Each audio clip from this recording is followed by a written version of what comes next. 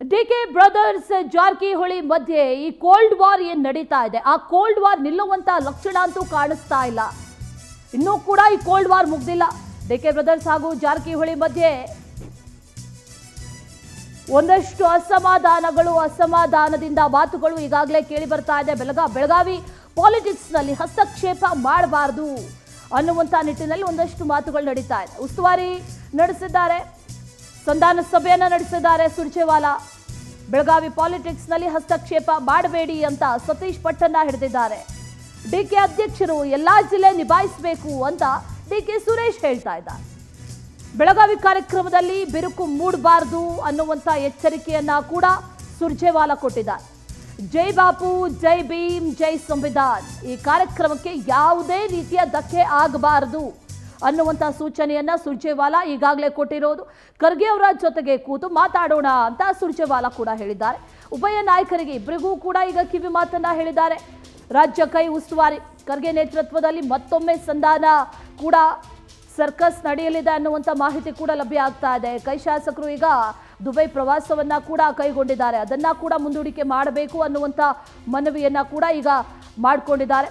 ಈಗಿನ ಪರಿಸ್ಥಿತಿಯಲ್ಲಿ ಯಾವುದೇ ವಿದೇಶ ಪ್ರವಾಸ ಬೇಡ, ಯಾಕಂದ್ರೆ ಇದನ್ನೇ ವಿಪಕ್ಷಗಳು ದೊಡ್ಡದು ಮಾಡಿ ಗೊಂದಲ ಸೃಷ್ಟಿ ಮಾಡ್ತಾರೆ. ಹಾಗಾಗಿ ದುಬೈ ಪ್ರವಾಸವನ್ನ ಮುಂದೂಡಿಕೆ ಮಾಡಿ ಅಂತ ಸುರ್ಜೇವಾಲಾ ಒಂದಷ್ಟು ಸೂಚನೆಯನ್ನ ಕೂಡ ಕೊಟ್ಟಿದ್ದಾರೆ ಅನ್ನುವಂಥ ಮಾಹಿತಿ ಲಭ್ಯ ಆಗ್ತಾ ಇದೆ. ಮತ್ತಷ್ಟು ಡೀಟೇಲ್ಸ್ ಅನ್ನ ನೀಡ್ತಾರೆ ನಮ್ಮ ಪ್ರತಿನಿಧಿ ಆನಂದ್, ನೇರ ಸಂಪರ್ಕದಲ್ಲಿ ಜಾಯ್ನ್ ಆಗ್ತಾ ಇದ್ದಾರೆ. ಆನಂದ್, ಕಾಂಗ್ರೆಸ್ನಲ್ಲಿ ನಡೀತಾ ಇರುವಂತಹ ಈ ಕೋಲ್ಡ್ ವಾರ್ ಇದೆಯಲ್ಲ, ಸದ್ಯಕ್ಕೆ ನಿಲ್ಲುವಂತ ಲಕ್ಷಣ ಅಂತೂ ಇಲ್ಲ.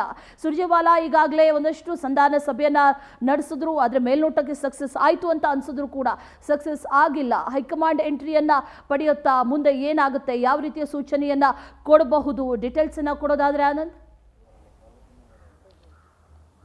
ಅಶ್ವಿನಿ, ಪ್ರಮುಖವಾಗಿ ಡಿ ಕೆ ಶಿವಕುಮಾರ್ ಮತ್ತೆ ಸತೀಶ್ ಜಾರಕಿಹೊಳಿ ನಡುವೆ ಇರತಕ್ಕಂಥ ಒಂದು ಭಿನ್ನಾಭಿಪ್ರಾಯ ಏನಿದೆ, ಇದು ಬೆಳಗಾವಿ ಕಾರ್ಯಕ್ರಮದ ಮೇಲೂ ಕೂಡ ಪರಿಣಾಮ ಬೀರ್ತಕ್ಕಂಥ ಸಾಧ್ಯತೆ ಇದೆ. ಹೀಗಾಗಿ ಈ ಒಂದು ಕಾರ್ಯಕ್ರಮದಲ್ಲಿ ಅಸಮಾಧಾನ ಸ್ಫೋಟ ಆಗಬಾರ್ದು, ಈ ಕಾರ್ಯಕ್ರಮ ಯಶಸ್ವಿ ಆಗಬೇಕು ಅಂತ ಸುರ್ಜೇವಾಲಾ ಅವರು ಡಿ ಕೆ ಸುರೇಶ್ ಮತ್ತೆ ಸತೀಶ್ ಜಾರಕಿಹೊಳಿ ಅವರನ್ನ ಅಕ್ಕಪಕ್ಕ ಕೂರಿಸಿ ಸಂಧಾನ ಸಭೆಯನ್ನ ಮಾಡಿಸಿದ್ರು. ಈ ಸಂಧಾನ ಸಭೆ ಮಾಡಿದ್ರು ಕೂಡ ಇವರಿಬ್ಬರ ನಡುವೆ ಕೋಲ್ಡ್ ವಾರ್ ಶಮನ ಆದಂತೆ ಕಾಣ್ತಾ ಇಲ್ಲ. ಯಾಕೆಂದ್ರೆ ಡಿ ಕೆ ಶಿವಕುಮಾರ್ ಅವರು ಕೆಪಿಸಿಸಿ ಅಧ್ಯಕ್ಷರಾಗಿದ್ದಾರೆ, ಇಡೀ ರಾಜ್ಯದ ಉಸ್ತುವಾರಿ ಅವರು ನೋಡ್ಕೊಳ್ಬೇಕು. ಅದನ್ನ ಬೆಳಗಾವಿಯನ್ನ ಹೊರತುಪಡಿಸಿ ಅವರು ಬೇರೆ ರೀತಿಯ ಒಂದು ಕಾರ್ಯಕ್ರಮಗಳನ್ನ ಮಾಡೋದಕ್ಕೆ ಆಗೋದಿಲ್ಲ. ಅವರು ಅಧ್ಯಕ್ಷರಾಗಿರೋದ್ರಿಂದ ಬೆಳಗಾವಿಯಲ್ಲೂ ಕೂಡ ಅವರು ಓಡಾಡಬೇಕಾಗುತ್ತೆ, ಬೆಳಗಾವಿ ರಾಜಕಾರಣವನ್ನು ಕೂಡ ನಿಭಾಯಿಸಬೇಕಾಗುತ್ತೆ ಅಂತ ಡಿ ಕೆ ಸುರೇಶ್ ಅವರು ಹೇಳ್ತಾ ಇದ್ದಾರೆ. ಮತ್ತೊಂದು ಕಡೆ ಸತೀಶ್ ಜಾರಕಿಹೊಳಿ ಅವರು ಏನಿದ್ದಾರೆ, ಇವರು ಮೊದಲಿಂದಲೂ ಕೂಡ ಡಿ ಕೆ ಬ್ರದರ್ಸ್ ಇವರೇನಿದ್ದಾರೆ, ಇವರು ಬೆಳಗಾವಿ ರಾಜಕಾರಣದಲ್ಲಿ ಹಸ್ತಕ್ಷೇಪ ಮಾಡಬಾರ್ದು ಅನ್ನೋದು ಆಗ್ರಹವನ್ನ ಮಾಡಿಕೊಂಡು ಬರ್ತಾ ಇರ್ತಕ್ಕಂಥದ್ದು. ಮೊನ್ನೆ ಬೆಳಗಾವಿಯಲ್ಲಿ ಕೆಪಿಸಿಸಿ ಕಟ್ಟಡ ನಿರ್ಮಾಣ ವಿಚಾರಕ್ಕೆ ಸಂಬಂಧಪಟ್ಟಂತೆ ಡಿ ಕೆ ಬ್ರದರ್ಸ್ ಹಾಗೆ ಈ ಕಡೆ ಸತೀಶ್ ಜಾರಕಿಹೊಳಿ ನಡುವೆ ಬಹಳಷ್ಟು ಜೋರು ಜಟಾಪಟಿ ನಡೆದಿತ್ತು. ಇದೇ ಅಲ್ಲದೆ ಅಲ್ಲಿ ಪ್ರತಿಯೊಂದು ಒಂದು ಅಧಿಕಾರಿಗಳ ವರ್ಗಾವಣೆ ಆಗಿರ್ಬೋದು ಅಥವಾ ಸ್ಥಳೀಯ ಕಾರ್ಯಕ್ರಮಗಳನ್ನ ಒಂದು ಆಯೋಜನೆ ಮಾಡ್ತಕ್ಕಂಥದ್ದಾಗಿರ್ಬೋದು, ಇದೆಲ್ಲದರಲ್ಲೂ ಕೂಡ ಡಿ ಕೆ ಬ್ರದರ್ಸ್ ಏನು ಹಸ್ತಕ್ಷೇಪ ಮಾಡ್ತಾ ಇದ್ದಾರೆ. ಇದಕ್ಕೆ ಮೊದಲಿಂದಲೂ ಕೂಡ ಸತೀಶ್ ಜಾರಕಿಹೊಳಿ ಅವರ ಅಸಮಾಧಾನವನ್ನು ವ್ಯಕ್ತಪಡಿಸಿಕೊಂಡು ಬರ್ತಾ ಇದ್ರು. ಈ ಒಂದು ಅಸಮಾಧಾನ ಬೆಳಗಾವಿ ಕಾರ್ಯಕ್ರಮ ಅಂದ್ರೆ 21ನೇ ತಾರೀಕು ಜೈ ಭೀಮ್, ಜೈ ಬಾಪು, ಜೈ ಸಂವಿಧಾನ್ ಕಾರ್ಯಕ್ರಮ ಏನು ಹಮ್ಮಿಕೊಂಡಿದ್ದಾರೆ, ಇದರ ಮೇಲೆ ಪರಿಣಾಮ ಬೀರಬಾರ್ದು. ಒಂದು ವೇಳೆ ಇವರ ಒಂದು ಕೋಲ್ಡ್ ವಾರ್ ಅಲ್ಲೂ ಕೂಡ ಎದ್ದು ಕಾಣಿಸಿದ್ರೆ ಇಡೀ ಕಾರ್ಯಕ್ರಮ ಎಡವಟ್ಟಾಗುತ್ತೆ ಅನ್ನೋ ಒಂದು ಆತಂಕ ಸುರ್ಜೇವಾಲಾ ಅವ್ರಿಗಿತ್ತು. ಈ ನೆಲೆಯಲ್ಲಿ ಡಿ ಕೆ ಸುರೇಶ್ ಜೊತೆ ಮಾತುಕತೆಯನ್ನು ನಡೆಸಿದ್ರು, ಜೊತೆಗೆ ಸತೀಶ್ ಜಾರಕಿಹೊಳಿ ಜೊತೆನೂ ಕೂಡ ಮಾತುಕತೆಯನ್ನು ನಡೆಸಿದ್ರು. ಆದರೆ ಅಂತಿಮವಾಗಿ ಸತೀಶ್ ಜಾರಕಿಹೊಳಿ ಅವರು ತಮ್ಮ ಪಟ್ಟನ್ನ ಬಿಡ್ತಾ ಇಲ್ಲ.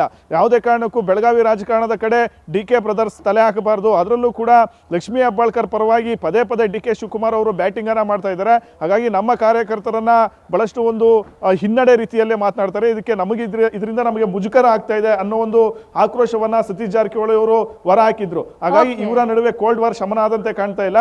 ಹೀಗಾಗಿ ಸುರ್ಜೇವಾಲಾ ಅವರು ಖರ್ಗೆ ಜೊತೆ ಕೂತು ಮಾತನಾಡೋಣ ಅನ್ನೋ ಒಂದು ಸಂದೇಶವನ್ನ ರವಾನೆ ಮಾಡಿದ್ದಾರೆ. ಇದೇ 21ನೇ ತಾರೀಕು ಈ ಒಂದು ಕಾರ್ಯಕ್ರಮ ಮುಗಿದ ಮೇಲೆ ಇಬ್ಬರು ನಾಯಕರನ್ನ ಖರ್ಗೆ ಸಮ್ಮುಖದಲ್ಲಿ ಕೂರಿಸಿ ಸಂಧಾನ ಮಾಡ್ತಕ್ಕಂಥ ಒಂದು ಪ್ರಯತ್ನಕ್ಕೆ ಸುರ್ಜೇವಾಲಾ ಅವರು ಮತ್ತೊಮ್ಮೆ ಮುಂದಾಗಿರ್ತಕ್ಕಂಥದ್ದು. ಮತ್ತೊಂದು ಕಡೆ ಸತೀಶ್ ಜಾರಕಿಹೊಳಿ ಅವರ ಸುಮಾರು 15ಕ್ಕೂ ಹೆಚ್ಚು ಬೆಂಬಲಿಗ ಶಾಸಕರೇನಿದ್ದಾರೆ, ಇವರು ದುಬೈ ಪ್ರವಾಸವನ್ನ ಕೈಗೊಳ್ತಾ ಇದ್ದಾರೆ. ಎಲ್ಲೋ ಒಂದು ಕಡೆ ಈ ಆತಂಕನೂ ಕೂಡ ರಾಜ್ಯ ಉಸ್ತುವಾರಿಗೆ ಕಾಡ್ತಾ ಇರ್ತಕ್ಕಂಥದ್ದು. ಯಾಕೆಂದ್ರೆ ದುಬೈಗೆ ಪ್ರವಾಸ ಹೋದಂತ ಸಂದರ್ಭದಲ್ಲಿ ರಾಜಕಾರಣದಲ್ಲಿ ಒಂದಷ್ಟು ಬದಲಾವಣೆಗಳಾಗ್ತಕ್ಕಂಥ ಒಂದು ಆತಂಕ ಇದೆ.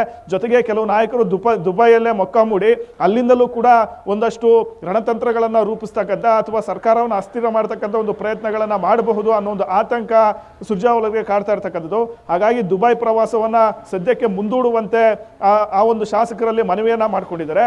ಜೊತೆಗೆ ಇಲ್ಲಿ ಪ್ರಮುಖವಾಗಿ ಇಂಥ ಒಂದು ಸಂದರ್ಭದಲ್ಲಿ ಏನಾದರೂ ದುಬೈ ಪ್ರವಾಸ ಕೈಗೊಂಡಿದ್ದೆ ಆದ್ರೆ ವಿಪಕ್ಷ ನಾಯಕರು ಅದನ್ನೇ ದೊಡ್ಡದು ಮಾಡ್ತಾರೆ, ಅದನ್ನೇ ಬಂಡವಾಳ ಮಾಡಿಕೊಂಡು ಒಂದಷ್ಟು ಗೊಂದಲವನ್ನು.